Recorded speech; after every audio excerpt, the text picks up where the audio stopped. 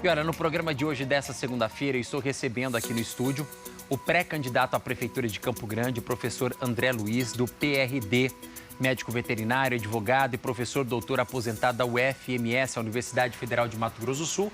Atua nas causas ligadas a animais, cidadania e também meio ambiente. Desde 2012, disputou eleições para vereador, deputado estadual e também deputado federal. Em 2020, foi eleito vereador da capital sul-mato-grossense pela Rede, mandato que exerce atualmente hoje pelo PRD.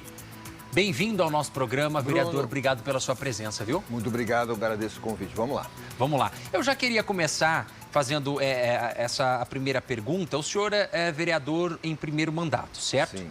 O porquê lançar o nome, então, como pré-candidato a prefeito da capital? Ô Bruno, eu levo muito a sério a vereança. Então, como vereador, por exemplo, eu acho que eu sou um dos vereadores mais produtivos e, desculpe a falta de modéstia, talvez da história de Campo Grande. Até hoje, nós já fizemos 537 fiscalizações pelo município. Eu sou o vereador que mais fez audiência pública, eu acho que na história de Campo Grande também. Já fiz 34 audiências públicas e nós temos uma preocupação muito intensa em fiscalizar o poder executivo. E a gente conhece hoje o poder executivo por dentro. E a gente vê que Campo Grande está meia boca, sabe? Está precisando melhorar bastante. Campo Grande não tem uma renda fixa, não tem uma poupança, Campo Grande não consegue pegar dinheiro emprestado, Campo Grande não termina as obras, a gente tem um problema sério na questão do transporte público, saúde, educação. Então a nossa proposta é, conhecendo hoje a realidade de Campo Grande, tentar mudar. Certo. Bom, o senhor foi eleito pelo Rede e mudou de partido para o PRD. Por que dessa mudança? E como é que está a questão das alianças partidárias, né? Porque a gente sabe, para disputar um cargo executivo, não basta você ter um partido, né? Você precisa construir uma aliança sólida para poder disputar uma eleição. O Bruno, eu sempre fui ambientalista. Antes de ser da Rede, eu era do PV.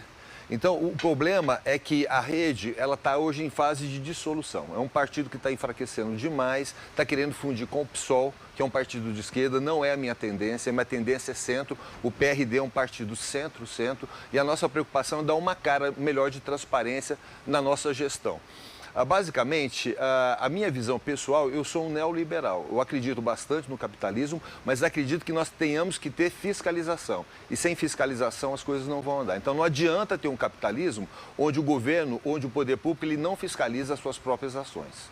Falando em fiscalização, a questão do transporte público, o transporte coletivo em Campo Grande é um grande problema, né? A gente tem uma das tarifas mais altas do país e um transporte público que deixa a desejar.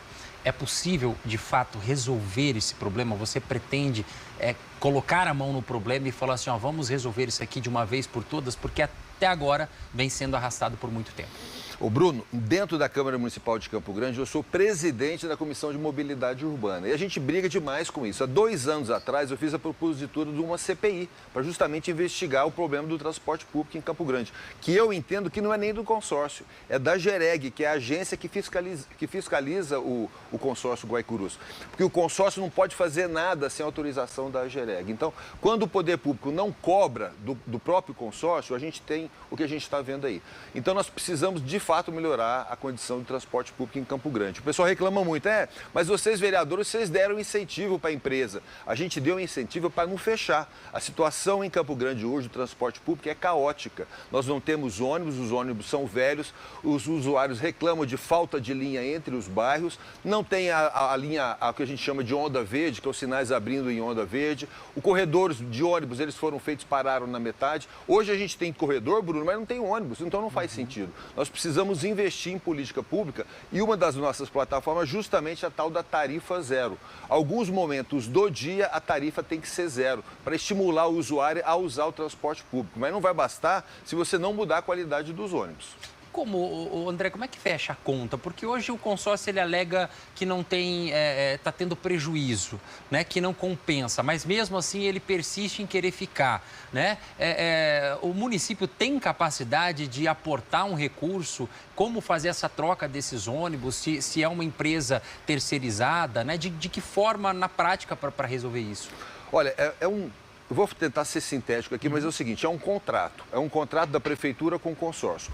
O consórcio ele é remunerado pela venda de passagens. Em 2008, se vendia por dia em Campo Grande 220 mil passagens. Hoje, Bruno, em 2022, para ser mais exato, foram 111 mil. Então, o consórcio ele não está sendo remunerado adequadamente. Quando tem um desequilíbrio financeiro, quem tem que fazer o aporte é a prefeitura. Então, o que acontece? O cidadão está deixando de andar de ônibus, porque no ônibus não tem boa qualidade, ele é demorado, a tarifa é cara e está comprando a sua motinha e seu carro. Isso congestiona a cidade, aumenta o número de acidentes. Só para você ter uma ideia, 30% hoje dos leitos de urgência e emergência em Campo Grande são ocupados por acidente de trânsito. Ou seja, com uma política de tarifa zero, você vai aumentar a quantidade de ônibus, diminui a quantidade de carros, diminui a quantidade de acidentes e isso redunda em benefícios para toda a população.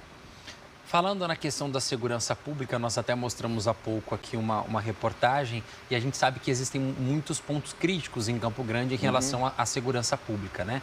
É como equacionar, solucionar ou pelo menos amenizar essa dor da população campograndense. Olha, você abordou muito bem. O problema não é de segurança pública, é de saúde pública. Quem mora na rua, geralmente os moradores em situação de rua, são pessoas que foram abandonadas pela família, pessoas misantropas que têm dificuldade de relacionamento pessoal, drogados, são pessoas que precisam de um cuidado de saúde pública. Uma coisa que a gente preconiza, e precisa ter coragem, Bruno, é fazer internação compulsória de uma boa parte dessas pessoas. E você abordou muito bem. Não adianta botar um policiamento ostensivo em determinada região, que esse morador vai sair de uma região e vai para outra. O pessoal da Vila Anhaiá hoje reclama muito disso. Quando melhorou o policiamento no centro da cidade, eles migraram para o Amambaí e para o Vila Anhaiá. Então, o que nós temos que fazer? Nós temos que fazer internação compulsória. Bruno, tem que ter coragem para resolver esse problema.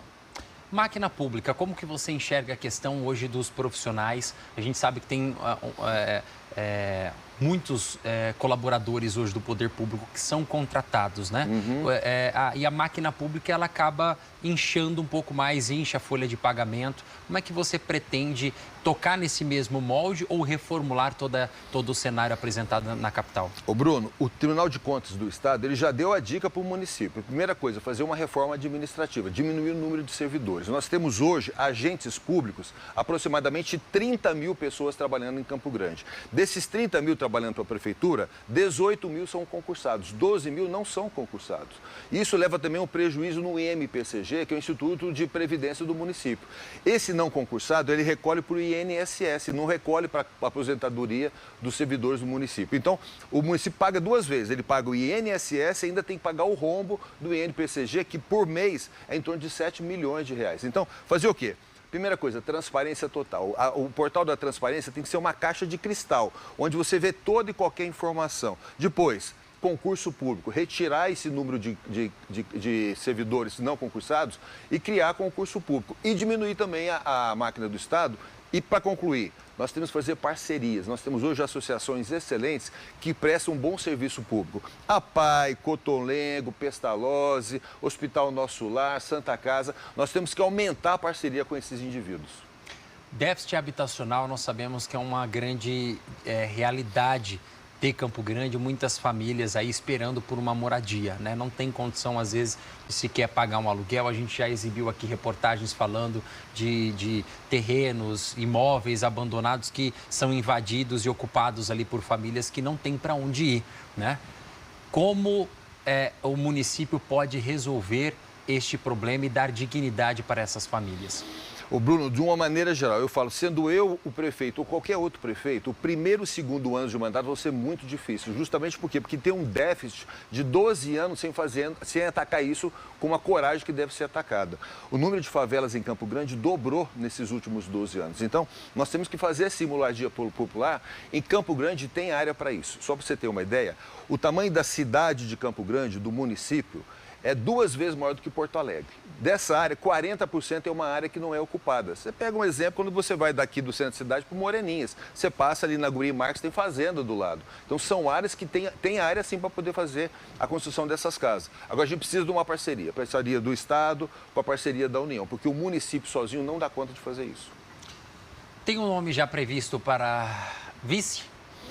Isso é uma outra pergunta. Olha, essa situação de vice, de aliança, quem decide é o grupo nacional. Vem de Brasília essa orientação.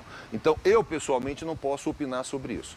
A formação do vice, com quem que a gente vai, qual é o perfil do partido ao final, vem de cima. Eu pessoalmente gostaria muito de contar com uma pessoa do agronegócio, um empresário do agronegócio, porque nós temos cara do agronegócio. Então, seria uma parceria perfeita. Eu e uma pessoa do agronegócio como vice-prefeito, eu acho que nós daríamos uma boa dupla. Mas, de novo, a escolha é do partido. E pensando nessa questão ambiental também que nós estamos vivendo, enfrentando hoje, né? Nós temos aí 40 segundos. Eu gostaria que você falasse um pouquinho como seria o seu olhar e como Campo Grande olharia para o meio ambiente. Bruno, eu sou um ambientalista. Ser ambientalista, a gente precisa entender que não é ser contra o agronegócio. As duas coisas se casam muito bem, uma é complementar a outra. Eu, por exemplo, juntamente com a vereadora Luísa Ribeiro, nós propusemos um projeto de lei para tombar o Parque dos Poderes. Isso é uma coisa que nós vamos insistir. O tombamento, só para deixar bem claro ao cidadão, é proteção ao parque. Então, não só o parque, como várias outras áreas de Campo Grande precisam ser preservadas, principalmente sobre a questão do risco de alagamento. Certo.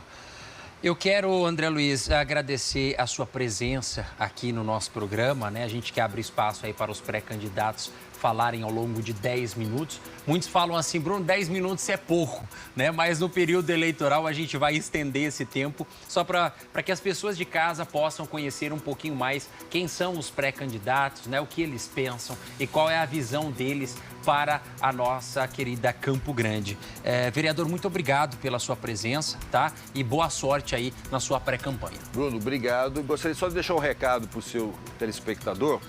Esse é o ano da sementeira. Nossa semente é o nosso voto. Então, escolha com responsabilidade, escolha com dedicação uma pessoa para te representar que faça bem para Campo Grande. Tá certo.